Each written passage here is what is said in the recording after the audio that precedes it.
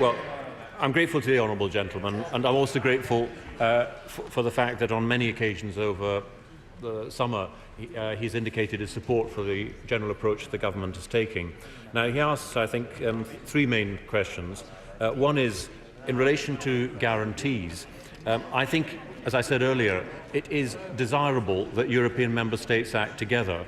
And if you look at the statement, Mr. Speaker, and if the House looks at the statement that all 27 member states signed up to earlier this afternoon, you will see there is a commitment there to work together. And I think it is important that we work together. Here we've got the FSA announcement that they're going to increase the amount that is covered to £50,000. And as I say, that does cover 98% of all accounts. Now, the honourable gentleman also mentioned the question of liquidity and capital. Can I just emphasise to him, I believe there are three elements that we've got to look at, as I said in my statement. First is to ensure there is adequate liquidity in the system. That is absolutely essential, which is why I welcome what the bank has announced this week and the fact that it's looking at providing facilities for far longer than is usual.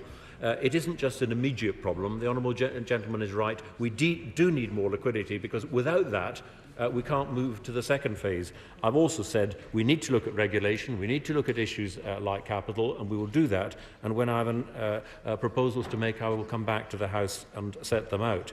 Finally, in relation to interest rates, I don't think I ever said that the honourable gentleman is dangerous. Whatever else he is, I don't think that's quite the right description. But what I do think, though, in this case, that he's just wrong, because I don't think that if you establish an independent central bank, distant from government, that you should change its terms of reference just because times are difficult.